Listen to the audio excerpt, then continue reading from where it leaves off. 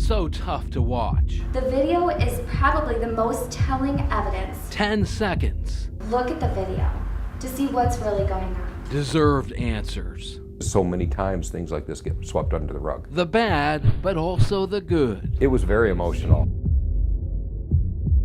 Do you have remorse for this incident? The caregiver who pushed 83-year-old former Army veteran Maynard Mather's wheelchair that night is soft-spoken Laurie Botbyl. I do, because I have never been pushed to my limits with a patient before, ever. And that was the first time. She told us she already paid a penalty for what she did. She lost her job at the Grand Rapids Home for Veterans. What do you say to the critics, the people who look at this and they'll see this and they'll be like, how on earth can somebody do something like that? I would agree. You'd agree with them? I would, yeah. You know it was wrong. I know it was wrong. You know, you don't push somebody's chair. They don't have any way to defend themselves, no matter how mad you get. In our interview, she pointed to a decision already made by the Kent County Prosecutor's Office at that point not to charge her, largely due to an apparent lack of evidence. Did you get a sense after it happened and when you watched it that you should be criminally charged? No, I didn't. I didn't push him out of his chair. I did not do anything to intentionally hurt that man.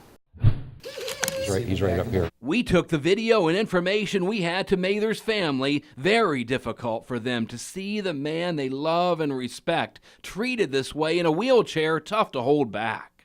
She really slammed him. They all knew Maynard could not take care of himself and would not know or remember if he was abused. The message that we got, like I said, was that somebody had pushed him into a desk and he had lightly scraped his knee. And it was kind of blown off as no big deal. The family actually moved Mathers out of the home for veterans for his own well-being way before they knew about the video. They also were not aware of a police investigation into the situation and a decision not to prosecute until we showed up to let them know about it. I'm speechless, to tell you the truth. I don't know why they wouldn't have contacted us. So if I catch up with her, what would you like for me to tell her? That she should be in jail. I'm sorry they feel that way. You know, I would hope that at some point I could make them feel different about it. So was this how it was all going to end? Ultimately, we wanted to know how the prosecutor came to his decision not to file criminal charges. We quickly realized the folks at the Kent County Prosecutor's Office did not know there were documented injuries Mather sustained from the push when their decision was made. Under the current statute, if there's no injury, we don't have vulnerable adult abuse charges. With the evidence now available, thanks to the information obtained through our public documents request, Prosecutor Becker decided what we watched on video all those times weeks earlier was indeed a crime. Do you understand your rights? Yes. How do you plead, guilty or not guilty? Not guilty. Laurie Botbyl was arrested days later and formally charged with fourth-degree vulnerable adult abuse, a relief from Maynard's family. It was swept under the rug. It was pushed away to be forgotten about until you dug it up. This happened inside a state facility, so we wanted our leaders to know what happened. We went all the way to the top, to Michigan Governor Rick Snyder, and showed him the video we obtained. You'd never want to see those kind of things happen. Is that criminal, do you think? I mean, well, again, that's this is not your my job. Yeah, that's. So again, the situation was addressed. I'm sure there are people investigating the criminal side. Our investigation nearly complete. With Maynard's family's permission, I spent a few moments with him. He seemed healthy at the time of our visit, but he was clearly suffering from severe dementia. How are you, Maynard? Hi, David Bailey. David. Yeah, nice to meet you, sir. He barely could communicate with me at his new nursing home, but we did share a laugh. I heard you were a flirter, that you like to flirt with all the nurses here. Is that true? Yeah. Oh, definitely, that's true. I told him I would help him as much as I could and left it at that. Just 29 days after I said goodbye to him, Mathers died of natural causes peacefully with his family by his side. They say he never knew he was a victim in this case. No, not at all. What was going through your mind when you were checking on Maynard? Almost exactly 6 months to the day of his death, Laurie Botbyl walked into court to be tried on the abuse charge. Would a jury of 6 see this video and think this was a crime against a man who was at the end of his life and could not protect himself?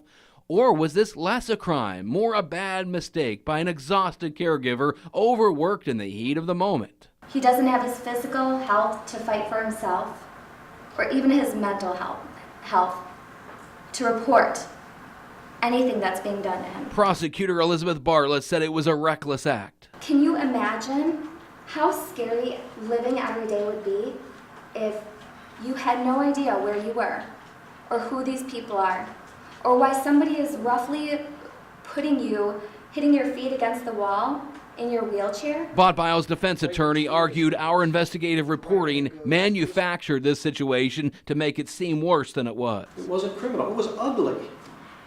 And she deserves moral reprobation and the shame that comes from the publicity that this thing's garnered. But she's not a criminal. Botbyl testified as well. Do you regret that you did what you did? I do. I lost my job of 6 years that I loved. A whirlwind day-long trial ended and the jury took the case in and out in 30 minutes, one of the quickest verdicts possible. All please rise for the jury. We watched as Laurie Botbyl did not react when the foreman announced she was guilty. Guilty of abuse. A woman who maintained she did not really mean to hurt him found responsible.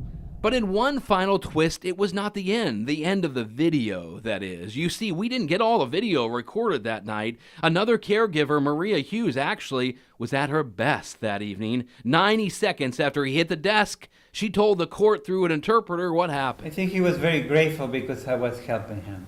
A touching moment between caregiver and patient. She treats him with empathy and respect and love. Empathy, respect, and love. Dementia may have emptied his mind, but it didn't hollow his heart. So full, so fast. It's the only part of this video Maynard Mather's family members ever want to see again. See the good in people too. And that to me is probably the most important part of this video. We saw the evil, but we also saw the good that happened as well.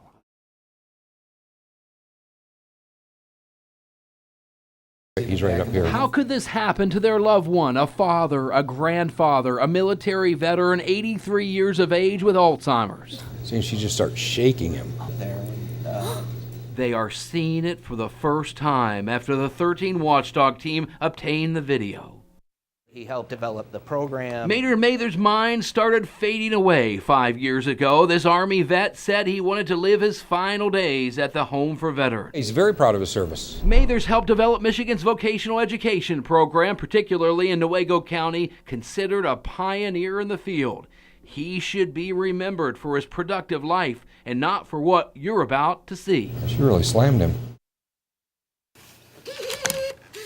The key evidence in this criminal case, video from a security camera at the facility, obtained by us through the Freedom of Information Act. Faces were blurred by state government, not by us. In the corner of the screen, we first see Mathers jostling with a caregiver as she attempted to get him out of a room. Then, all of a sudden, the woman sent Mathers' wheelchair forward, an estimated 10 feet down the hall, struck the desk, clutched his knees, visibly shaken. A caregiver who saw it happen tried to calm him down by rubbing his chest and his arms. It prompted all kinds of action. In fact, his sons got a call the next day. The message that we got, like I said, was that somebody had pushed him into a desk and he had lightly scraped his knee. And it was kind of blown off as no big deal, just like when he... No big deal? Yeah, and they said pushed. I thought it was like, get away from me. What Maynard's family did not know and did not have any say in was the police were called to investigate. The case was forwarded to the Kent County Prosecutor's Office after an investigation without the family's knowledge. Criminal charges were denied. I'm speechless, to tell you the truth. I don't know why they wouldn't have contacted us. It's shameful to consider that this is the kind of care and treatment that we offer our veterans. Instead of walking away, I'm going to attack somebody that's helpless. So if I catch up with her, what would you like for me to tell her? that she should be in jail.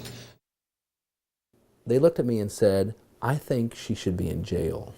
Really? I'm sorry they feel that way. You know, I would hope that at some point I could make them feel different about it. Her name is Laurie Botbyl. She lives in Muskegon County. I enjoy taking care of people. She admits she sent him flying, lost her cool, lost control, lost her job. State administrators at the Home for Veterans substantiated the internal abuse claim against her. What do you say to the critics, the people who look at this and they'll see this and they'll be like, how on earth can somebody do something like that? I would agree. You'd agree with them? I would, yeah. You know it was wrong? I know it was wrong. You know, you don't push somebody's chair, they don't have any way to defend themselves, no matter how mad you get. We showed her the video as well. And he did hit the counter.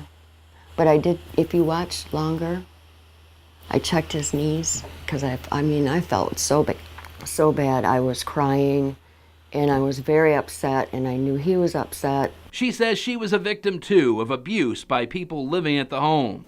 I just couldn't get hit, smacked, kicked, called names. One would say two wrongs don't make a right. They don't. No, they don't. Did you get a sense after it happened and when you watched it that you should be criminally charged?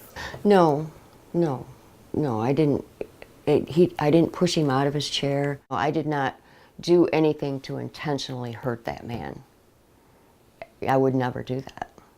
Okay. I wanted him off me. But in our investigation, we received documents he was hurt, possible bruises, a skin tear, not to mention he was, quote, visibly shaken.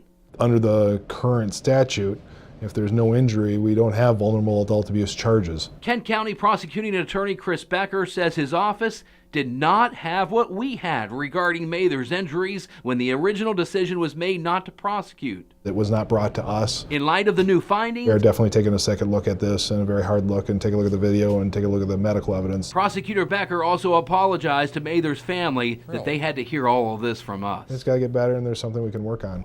There was one last thing to share with the family. Laurie Botbyl's record shows she has no negative findings on the nurse aid registry, giving her the ability to be a caregiver again to somebody like Maynard Mather. Something she should definitely never work with elderly. Do you have remorse for this incident? I do, because I have never been pushed to my limits with a patient before, ever, and that was the first time. And we can tell you we're not done with this investigation. Tomorrow at 6, we'll hear from Governor Rick Snyder, his reaction to our investigation, and we'll explain this loophole that allowed the caregiver to continue to work in that field.